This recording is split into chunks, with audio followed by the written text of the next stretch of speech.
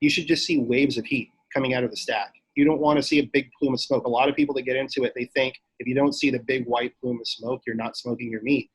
That's what I think. What you're doing is you're getting a lot of creosote in your meat and you're producing a bitter flavor. All right, guys, welcome back to Too Hard, Too Fast, the podcast with strong opinions about things that we may or may not know too much about in order to broaden perspectives. We're bringing back Jerry today. Jerry is the G of J&G BBQ.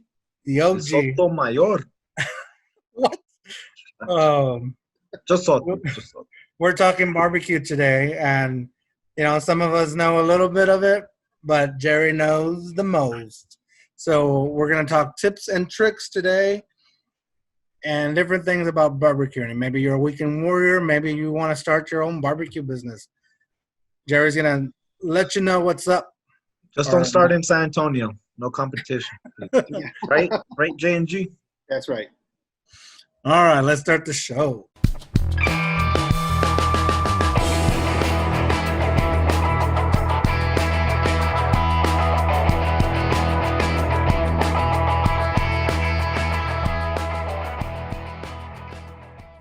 All right, Jerry. So welcome back. Good to be back, man. Worm, as usual, what are you drinking? The same thing, man. Just a couple in though. Just A little. I had a few of these. Some summer ale, man. Some summer ale. Oh, I'm surprised they lasted you. Me, on the other hand, I switched up to this two-hearted ale. It's an IPA. I don't even have one heart, bro. So I can't even. It's pretty good. It's made from Bell's. No, not Bell's, the clothing company, but Bell's, I guess, the beer company. Jerry, what are you drinking? Just a little Modelo there. There you go. That's what's up, bro. That's Basically, good. a lot of regrets. We know you're lying. I'm just kidding. I know you. Hey, you're sticking to your diet, to your what would you call it? Cleansing. A diet? It's not even a diet, man. Honestly, Cleansing. I'm just eating better, just for a little bit, just calming it down a little bit.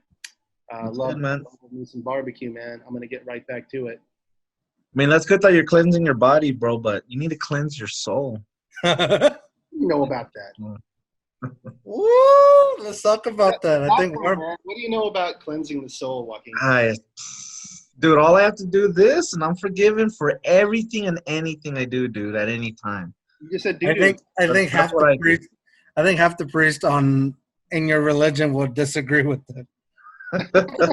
Oh yeah? Well, I want them to leave a comment, or if they want, we'll bring them on the show, huh? What do you think? Only if they bring some communal wine. Oh, dude, that's a good idea, dude.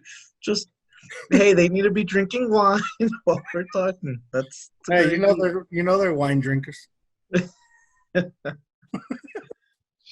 Oh man, no. Tell me, Soto. How can you cleanse your soul? What's the good way? Good old fashioned. Incense. You go to church, you get the church incense. In my backyard, you get nice smoky incense. I'll tell you that. Nice. So that's your form of incense. Solitude.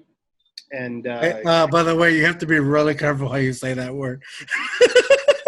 Did I say it the wrong way? I know I heard it. Did I say it the wrong way? I don't know, but it sounded like you could have gone either way. Incense. Hey, however you want to hear it, bro. See, I have a clean soul, so I heard it the right way. If you heard it a different way, that's how you know you need detoxing of your soul. I need some detox. Yeah, man. Definitely. A body and mind and soul. Mm-hmm. Yeah, How would you detox your body and mind? Well, your body, but how your mind? Don't come on the podcast for one. Dude. All right, we want to hear some of those tricks, bro. Wait, before we go, it's 10 o'clock at night. There's a what's it called? A candy truck, an ice cream truck rolling by. Candy truck or whatever. What is it called? An ice cream truck. Ice cream truck is the way. Rolling by at 10 o'clock at night. Are they selling ice cream? No. Oh, Hey, can you go buy some and hold it for me? I mean, now with Rona, everybody's delivering brew. J&G. Hey, Jerry, that's a sign right there, man. You just have, when you get a food truck, just go at night selling meat. and just do what an ice cream truck does. Just go randomly, place. I guarantee you, people will buy.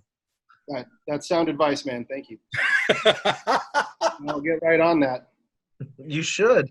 If not, I'm gonna do it. Dude, I can't wait, man. Seriously, if you start doing that, you gotta record it, man. I just want to see what you're doing every step of the way. Where are you going, man? What's your first stop? I will buy some brisket right now at 10 o'clock at night. Would you really? You see? I wouldn't buy some ice cream at 10 o'clock at night, and it's rolling by. It's rolling by. But I will buy some brisket. Hey, you want to be unique? This is your way of being Some unique. brisket You're infusing Texas and Mexican together, bro. Yeah, what are we doing? What are we doing? What are we doing right now? We're all just hanging out. Well, actually, we're not all hanging out because social distancing. But right, yeah, exactly. if this was a normal time, responsibly. Yeah, if this is a normal time, they're all having their parties right now. Actually, yeah. George brings up a good point. That's true. Just do it like Fridays, Saturdays. Just drive around randomly. Maybe post it on your Facebook. That way, people are aware. You know what? If people aren't going to the bars, they're getting drunk at home. They'll buy. You know what, Worm? I think we need to stop talking to J&G BBQ, and we can do our own. And we You know what? We'll show you. You know what? We're gonna have crappier food than you. It's gonna be and it'll still sell, dude. You know what I mean? Yeah. Hey, I learned this from this business book. I forgot what it is, but it's true. If you think you make better burgers than McDonald's, how come you're not as successful as McDonald's? You know what I mean? Yeah. But it's all about brand. It's all about marketing. Well, what's the adage, right? Do you want it cheap? Do you want it good, or do you want it fast? And I want it cheap and fast. That's what people. I want it so hard to fast. Then it ain't gonna be good, but that's fine if that's what people want, right? People are drunk, they don't care. I'm not knocking it. I just want a fast buck, dude. That's all. There you go. You can do it, man. And that's why we don't have a barbecue business. You can put McDonald's under that. But no lie, I will buy barbecue at 10 o'clock at night versus ice cream. Hey, one thing I am curious about though, you said you get free wood from some guy who just wants you to get rid of it. Yeah, and I'm sure it benefits him too because you just cleaned it out. Did you know him? Was it just someone you bumped into or like an old friend? Warren's been getting free wood since 06. I don't know if I can use that. That was funny. You know. Throw it in there. It's fine. Throw it in there, bro. All right, whatever. No, but Jake knows him. I don't know him personally. I've actually never met him. But Jake knows him. So he'll bring it in his truck and we'll just throw it in the backyard and I just go to town chopping it up. But yeah, it comes to us in like these big freaking tree trunks, man. And we just have to break that down. But we don't have to pay for it. It's pretty nice. So tips and tricks, barbecue. We're talking about wood. What is your choice of wood? I think you already said it, but why? Yeah. Pretty much. Well, I like mesquite, and that's a real South Texas thing. You can find mesquite everywhere, man. Like, and it's a weed basically. It just grows all over the place. And honestly, man, there's a lot of good hardwoods you can use. The rule of thumb is anything that produces a nut or a fruit, for the most part, you can use.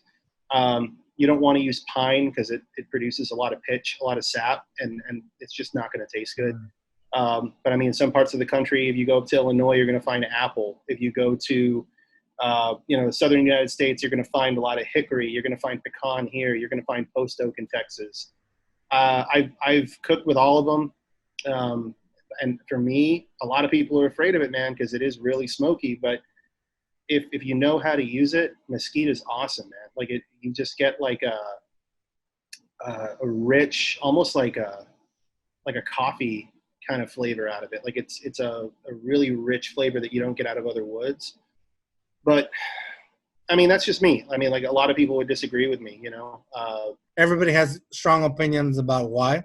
Everyone in the barbecue world has strong opinions, man. Like if you talk to someone in Kansas City, they would say that they're the barbecue capital of the world. They made, point what it is. And in Texas, we would argue no. We've been to barbecue cook-offs together.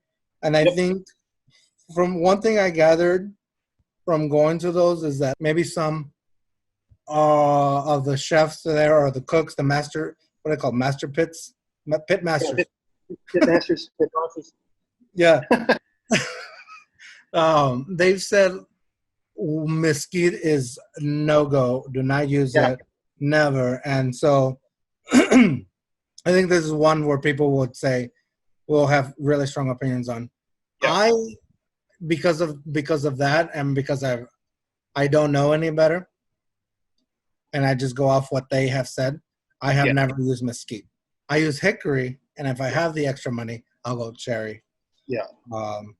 It's true, man. Mesquite, like if you don't know how to use it, if you burn a dirty fire, you're gonna your first bite, you're gonna think, oh my God, this is amazing. And then your second bite, there it is. It's gonna be bitter barbecue. But that's the secret, man. Honestly, a lot of people, they mess around with rubs and injections, and they want to get real creative, and they think that's barbecue. I mean, you could put a brisket in an oven with sauces and rubs and come out with something amazing. But the secret is the smoke and how you burn the fire. So if you can burn a clean fire and you don't use a ton of wood in the process, I think you're gonna get a great brisket or whatever you're cooking. Now, I mean, if you're doing poultry, if you're doing turkey legs or chicken or something like that, if you've got pecan doesn't burn as hot, and it doesn't produce as much smoke or as powerful a smoke, I guess. So yeah, I mean, every once in a while I'll use pecan for chicken and stuff, but pretty much everything, man, mesquite. That's pretty much all I use. If you've had my barbecue before, it's been mesquite. Yeah. And what makes you quality also is see, like with me, I'm just thinking, man, you just throw in the wood and that's it. But you prep the wood also, right? You said you leave it there to dry, you leave it in rain. Yeah. Well, I mean, like last time I talked to you about seasoning wood, and what you do, you want to cut it lengthwise. You don't want to cut it in big chunks, because part of the reason is when moisture leaves wood, it comes out of the it's, what is it called, xylem, I think. So like the venation in the wood itself. So it comes out lengthwise. It doesn't come out of the top of the bottom. Right. So you want to cut it about forearm length, forearm width, and just kind of stack it. Really, you want to use wood appropriate to the size of your smoker, whatever it may be. So, and when you leave it in the elements like that and you let it dry, you get the right amount of moisture. You know, you're not burning really green wood. You're not burning kiln dried wood that tends to go up hotter and faster. But that's a big one, man. If you can use wood that has the right amount of moisture. If you see that yellow ring around it, it tends to have a little more moisture in it. So, yeah. Would that be different with like different kind of woods? Yeah. I mean, they're like post oak is if you go to like Franklin's or you go to Snow's or any of the places in Central Texas, the barbecue belt, they're probably using post oak. As a matter of fact, I know Franklin uses post oak exclusively, and that tends to be a lot more dense. And it just burns longer, in my experience, than mesquite wood does. Of course, you're going to get a different flavor. He's more of like the German Czech style barbecue that you're going to find throughout Central Texas. But yeah, I mean, different woods take, and not just different types of wood, but different lengths and different cuts of wood. They take, different periods of time to dry out. So, and you don't want them totally dry, you know what I mean? So that's why you want to let them kind of sit there for a couple of months before you use it. Well, see, bro, and see, like I'm naive, man. So you don't even use lighter fluid or anything, right? I'm assuming it's all. I don't like to use lighter fluid because I taste it, man. I taste it when it's done. So I'll use wax cubes. I'll use tumbleweeds. I'll use butcher paper soaked in fat from previous cooks. Things like that. It's all natural. I don't want. If you don't want it in your final product, you don't want to use it at any point in your cook. So I just completely negate that from the equation. Wow. 90% of what I do is building fires and watching them, man. Like that's the secret. If you can burn a clean fire, it doesn't matter what wood you're using. Use whatever you like, or whatever you have, really, man. But if you can burn a clean fire, what I mean by that, really, and that's the best advice I can give, you should just see waves of heat coming out of the stack. You don't want to see a big plume of smoke. A lot of people that get into it, they think if you don't see the big white plume of smoke, you're not smoking your meat. That's what I think. What you're doing is you're getting a lot of creosote in your meat and you're producing a bitter flavor. So if you can get waves of heat coming out of the top and you're maintaining the temperature that you want, I usually go about 250. If I'm doing poultry that, I want to bite through skin, I'll go 275 or maybe a little hotter. But generally around the 250 range. If I see that, then I'm not touching anything. I'm just making sure the fire stays the way I need it to. See, Worm just knows that if you don't see smoke, you ain't getting high. Yeah, bro. So when you just see heat waves, that's that's pure oxygen, I'm assuming. Or... But yeah, your fire is burning more efficiently. So like when you cook in an oven, it's still heat, right? It's 100% efficient. You're not producing the what is it, the CO2 and the moisture and everything else that goes into making smoke. But I mean, wood is imperfect, but you want to get it as close to efficient as possible, 100% efficiency. And when you see that, you know you're burning in an oxygen-rich environment and it's an efficient fire. If you can get good at that, then you're automatically catapulting yourself into the upper echelon of barbecue. So like for a beginner like Worm, you know, a beta B, a beta. Nah, I'm an alpha. No, I'm just These kidding. guys are gammas. They're not even betas. Really easy. For somebody that's trying to learn to barbecue or smoke, how would you say is the best way to learn to manage your fire? Like, easier way to manage a fire? Honestly, you can get like a fan or a hair dryer. It's better to ask forgiveness and permission sometimes, right? Like I'll just sneak a hair dryer out there. If I need a little more oxygen going into the firebox, get a little fan. They sell like a little barbecue dragon. It's like a little fan that it's like, I think it's $20 or something. It's not that bad. Just buy it and just keep, fanning the fire to make sure that you get the oxygen you need. But honestly, man, when you get a smoker, if you're gonna buy a new smoker, it doesn't really matter what you're gonna get. Just learn to use it, whatever it is. You have to season it anyway. Hold up. I just heard a gunshot. I heard it. Did you hear that? Mm-hmm. I heard something. Yeah. Hold on. Give me 1 second. End it right there. I just heard a gunshot and then just end it. Well, that's it for part 2. Dude, that would be perfect, dude. Or you should do it as a teaser, but then we'll just jump back into it. Right. Oh, welcome back to Too Hard, Too Fast, Jerry. Oh, shoot. No more depressing stuff. All right. So back. Was that I a heard a gunshot? Hey, is everything right? Yeah, I guess. I mean, it's okay. I'm good. Yeah. I don't know. Oh, well. I didn't see anything. About 2 or 3 weeks ago, I was going to go lock the front gate, or Jen goes, hey, go lock the front gate. And I was okay. So I'm looking for my keys, and all I hear is, Papa! Like, no way. Yeah, and I was like, I think that was a gunshot or a couple of gunshots. Yeah. But they were distant, so I knew they weren't like close by. They were like echoes. Yeah. And then I was like, oh my goodness, you're sending me out. All right, let's get back into this conversation. So if you have like if it just rained or something and you didn't put like the wood away in time, or you don't have like a covering for it, one trick you could do, if it's a small enough piece, which it should be anyway, right? If you have to fit wood appropriate to the size of your smoke dryer, just put the chunk that you're going to use next, kind of like get it in the batter's box, like put it on the hot box so that the heat from the hot box kind of dries it out a little bit, and it skips the amount of time, because you have to take that piece beyond smoldering to like full on fire like that, right? So just put it on top. It's not going to light on fire anyway, but it'll dry it out. So you weren't. I've never seen anyone do that, dude. I told you I knew what I was doing. Well, you know what? You're wrong, Jerry. Sometimes that piece does catch on fire. I saw it, dude. I saw it. I was telling you. It was 100 and something outside, but yeah, it was stupid hot outside. But I had just told Worm, oh, I just put it up here so it can like dry out a little bit, and that way when I put it on the fire.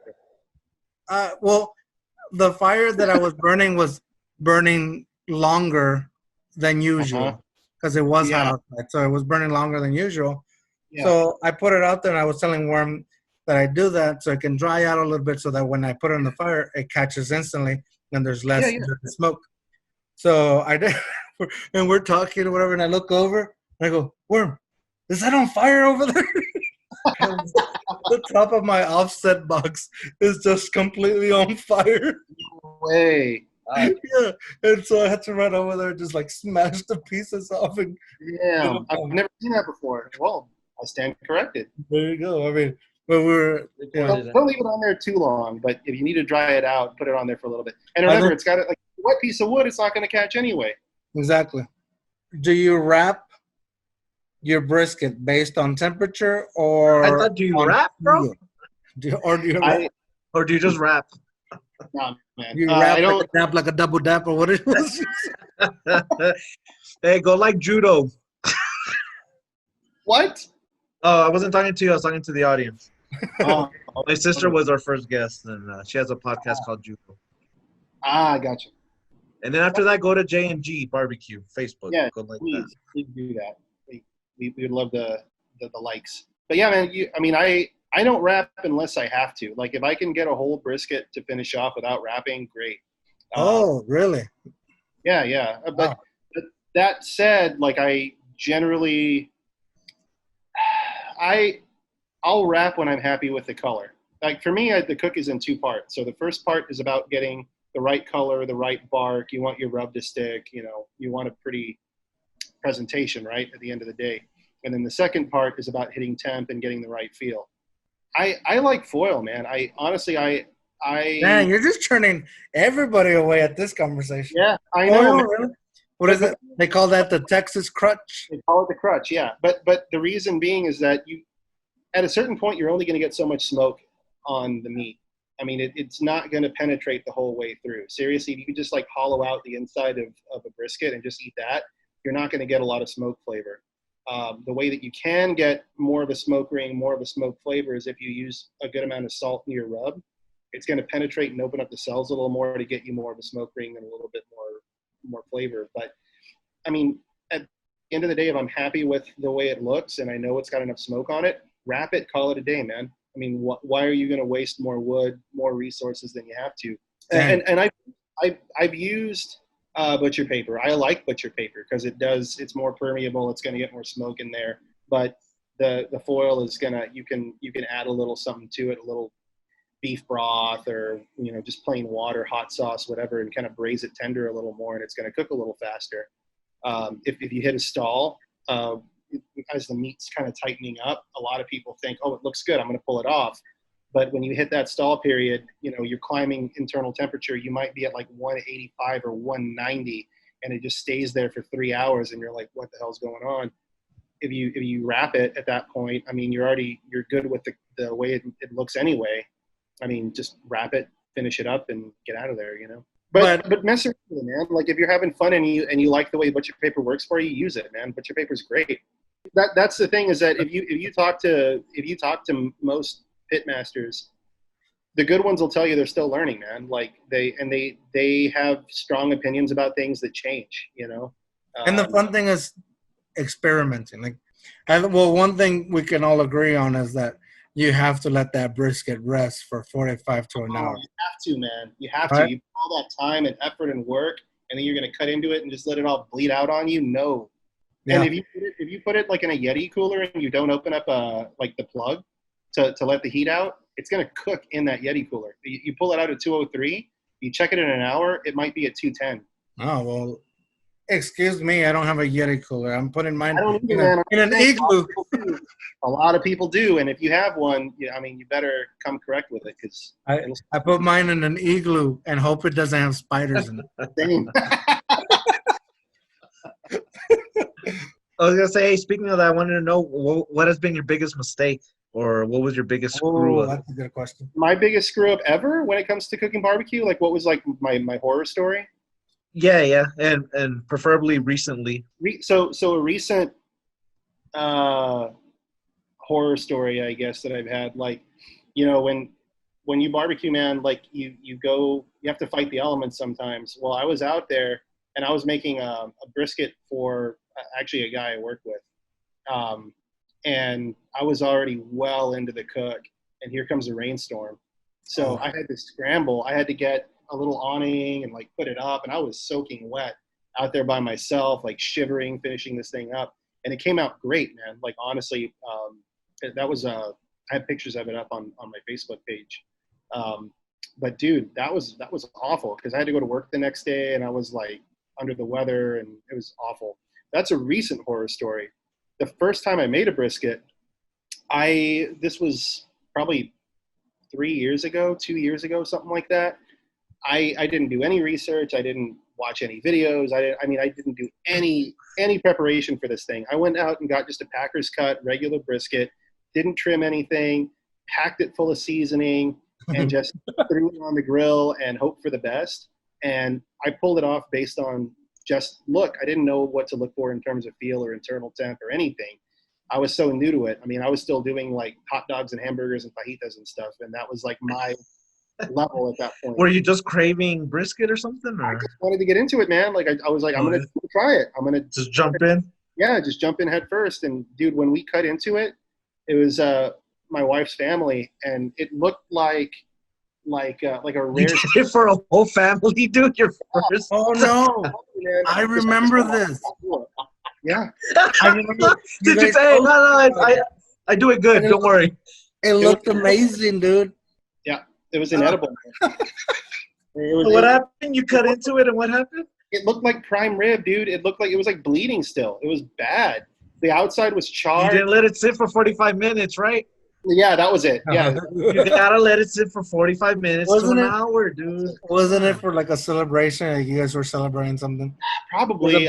Family together thing. Maybe. I don't remember, man. Honestly. I just remember we were all sitting around and they were like, oh, yeah, this is great. And I was like, no. So what did you learn from that? So the flat, the lean part, cooked a little too hot and fast. And too hard, too fast, bro. Good job. Too hard, too fast, man, on the flat. And then the point came out great, but like half the brisket was jerky, and the other half, like we could kind of shred it up and make tacos out of it.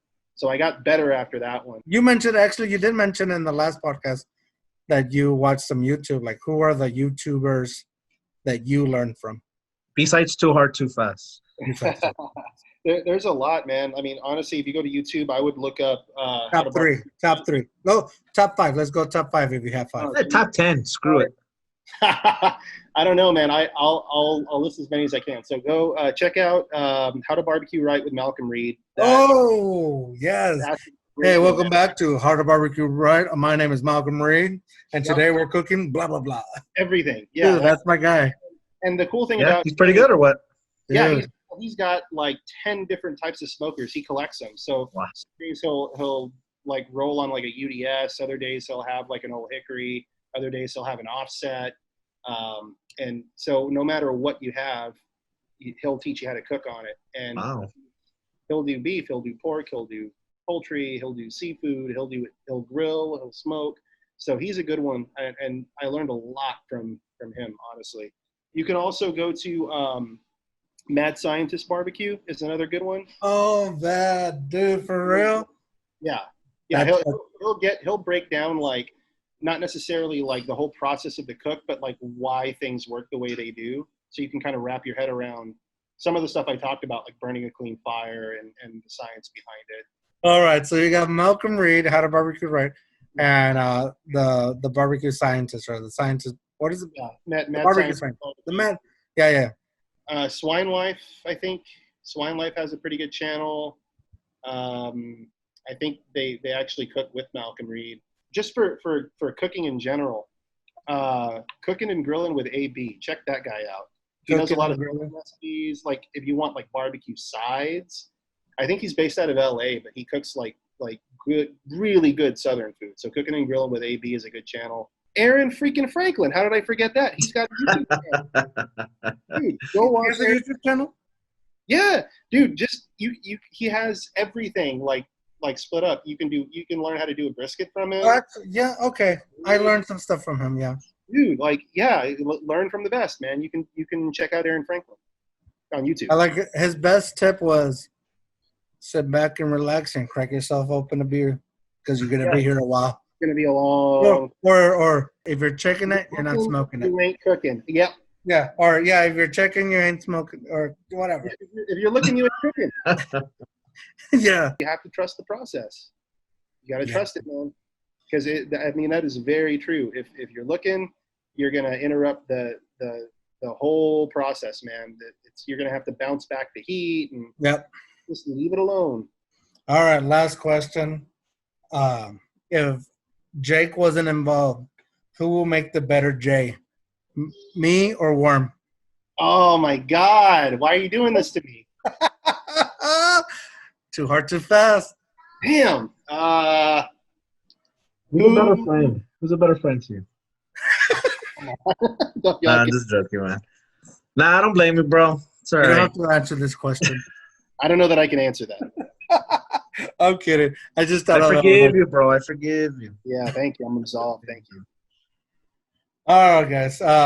That's it. Another podcast down the drain. We just went tips and tricks with J&G BBQ. Once again, follow them on J&G BBQ Facebook, Instagram. If you're living in San Antonio, you gotta order from them. They do free delivery. Get it while it's hot. If you don't live in San Antonio, hey, give them a follow. You never know what might happen. Uber Eats. With that said, remember, did it be you, did it be weird? Worm, what are you gonna say? Yo quiero J&G BBQ. Oh man, that's it. Another podcast down the drain. Bye, Jerry. Bye. Thank you very much. Yeah, it was great Jerry. having me. Appreciate it. Toto.